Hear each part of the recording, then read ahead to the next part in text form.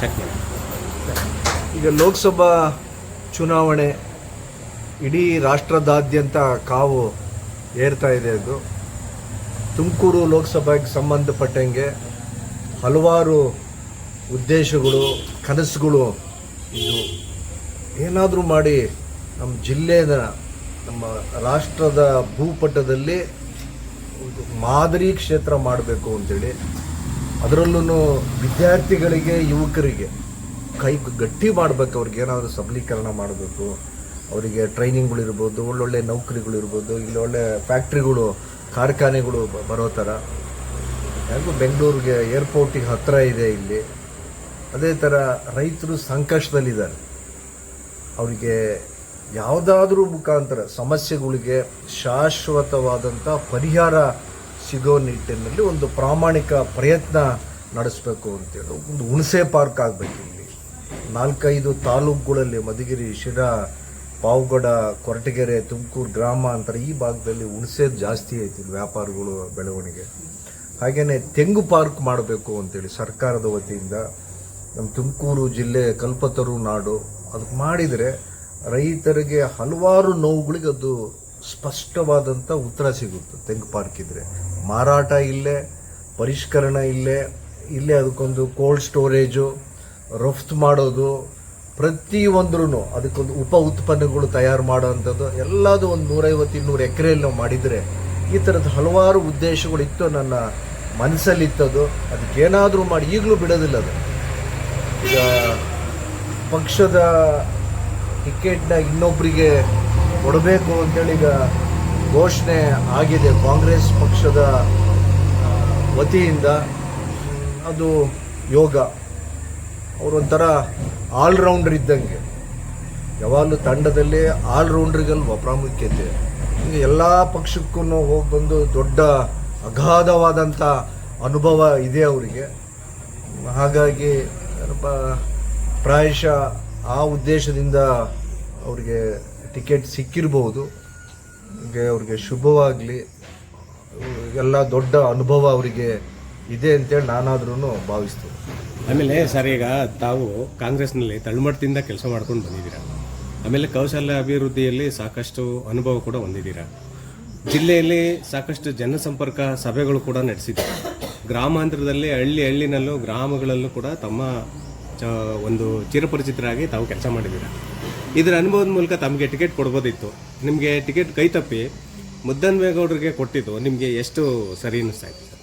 ಇಲ್ಲಿವರೆಗೂ AICCಗೆ ಹಾಗೂ KPCCಗೆ ಲಕ್ಷಕ್ಕೂ ಹೆಚ್ಚಿಗೆ ಇಮೇಲ್ಗಳ ಮುಖಾಂತರ ಅಥವಾ ಒಂದು ಪತ್ರದ ಮುಖೇನ ಈಗ ತಲುಪಿದವಲ್ಲ ಮಾಹಿತಿಗಳು, ಅದೇ ಸಾಕ್ಷಿಗುಡ್ಡೆ. ಅದಕ್ಕಿಂತ ಇನ್ನೇನು ಬೇಕು? ಅವರೆಲ್ಲ ವಿದ್ಯಾರ್ಥಿಗಳಾಗಿರ್ಬೋದು, ಯುವಕರಾಗಿರ್ಬೋದು, ಅದರಲ್ಲಿ ಹೆಣ್ಣು ಮಕ್ಕಳುಗಳು 4 ಲೈನ್ ಪತ್ರ ಬರೆದಿದ್ದಾರೆ. ಸ್ಟೂಡೆಂಟ್ಸ್ಗಳು ಮೇಲ್ಗಳು ಕಳಿಸಿದ್ದಾರೆ. ನಮ್ಮ ಹೆಮ್ಮೆ, ನಮ್ಮ ಹಾಲಪ್ಪ ಅಂತ. ಅದಕ್ಕಿಂತ ಇನ್ನೇನು ಬೇಕು ನಮಗೆ? ಆ ಫಲ ಮುಂದೆ ನನಗೆ ಸಿಗ್ಬೋದು ಅಂತೇಳಿ, ಇನ್ನೂ ಸ್ವಲ್ಪ ಪಕ್ವತೆ ಬರಬೇಕು ಅಂತೇಳಿ ಆದರೂ ಪಕ್ಷ ತೀರ್ಮಾನ ಮಾಡಿರ್ಬೋದು ಅಂತೇಳಿ ನಾನಾದರೂ ಅದನ್ನು ಭಾವಿಸ್ತೀನಿ. ಸರ್, ಈಗ ಮುದ್ದನ್ಮೇಗೌಡರು ಈ ಹಿಂದೆ ಕಾಂಗ್ರೆಸ್ನಲ್ಲಿ ಲೋಕಸಭೆಯಲ್ಲಿ ಅಭ್ಯರ್ಥಿಯಾಗಿ ಗೆದ್ದಿದ್ರು. ಸಾಕಷ್ಟು ಕಾಂಗ್ರೆಸ್ಸಲ್ಲಿ ಕೂಡ ಅವರು ಹೆಸರು ಮಾಡಿದರು. ಅದಾದ ನಂತರ ಅವರು BJPಗೆ ಹೋದರು. ಮತ್ತೆ ಈಗ ಕಾಂಗ್ರೆಸ್ಸಿಗೆ ಬಂದಿದ್ದಾರೆ. ಇದು ಅವ್ರಿಗೆ ಈಗ ಪಕ್ಷದಿಂದ ಕೊಟ್ಟಿರೋಂಥ ಟಿಕೆಟು ಸರಿ ಅನಿಸುತ್ತಾ? ನಾನು ಅದನ್ನೇ ಹೇಳಿದ್ನಲ್ಲ, ಅವ್ರಿಗೆ ಅನುಭವ ಇದೆ ಅಂತೇಳಿ. ಆಲ್ರೌಂಡರ್ ಅಂತ ಅದಕ್ಕೆ ಹೇಳಿದ್ದು ನಾನು. ಅದು ಹಿಂದೆ ಒಂದು ಪಕ್ಷದಲ್ಲಿದ್ದರು, ಆಮೇಲೆ ಒಂದು ಪಕ್ಷ, ಈಗ ನಮ್ಮ ಪಕ್ಷ.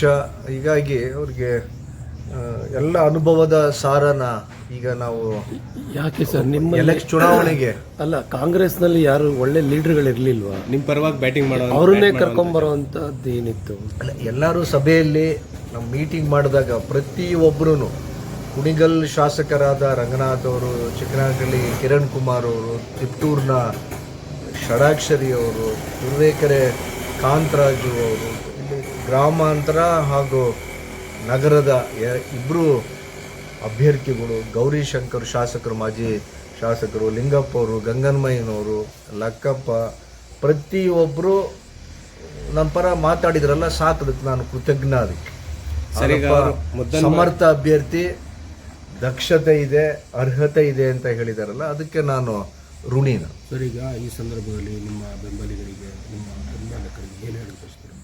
ಇಲ್ಲ, ಈಗ ಡೆಲ್ಲಿಗೆ ಬರಲಿಕ್ಕೀಗ ಹೇಳಿದ್ದಾರೆ.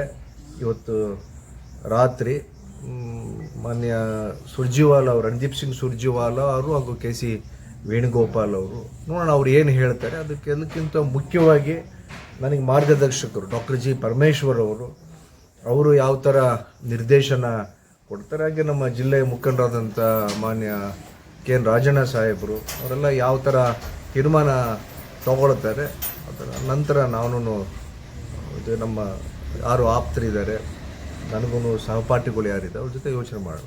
ಸರ್, ಈಗ ಮುದ್ದನ್ಮೇಗೌಡರು ಮತ್ತೆ ಪಕ್ಷನ ಬಿಡೋದಿಲ್ಲ ಅನ್ನೋದು ಏನಾದರೂ ಗ್ಯಾರಂಟಿ ಇದೆ ಸರ್?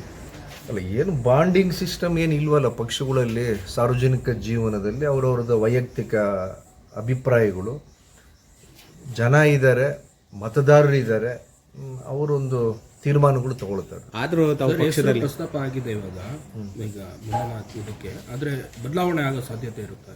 ಅಲ್ಲ, ಅದನ್ನು ತೀರ್ಮಾನ ತಗೊಳ್ಳಿ. ಯಾಕಂದ್ರೆ ಸರ್ವೆ ರಿಪೋರ್ಟ್ ಮಾಡಿದ್ದಾರೆ, ಒಂದು AICC ಮಾಡಿದ್ದಾರೆ, KPCC ಮಾಡಿದ್ದಾರೆ, ಪೊಲೀಸ್ ಇಂಟೆಲಿಜೆನ್ಸ್ ರಿಪೋರ್ಟ್ಸ್ಗಳೆಲ್ಲ ಬಂದಿದ್ದಾವೆ. ಅದ್ರ ಮುಖೇನ ಏನಾದರೂ ಒಂದು ಗಟ್ಟಿ ತೀರ್ಮಾನ ತಗೊಂಡ್ರೆ ಪಕ್ಷ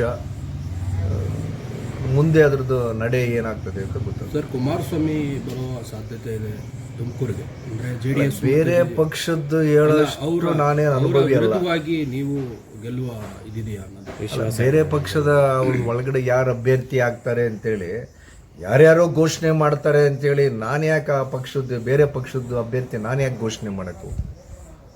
ಇಲ್ಲ, ಅಂತ ಅನುಭವ ಇಲ್ಲ ನನಗೆ. ಬಂಡಾಯ ಅಭ್ಯರ್ಥಿಯಾಗಿ ಸ್ಪರ್ಧೆ ಇಲ್ಲ, ಅದ್ರದ್ದು ಈಗ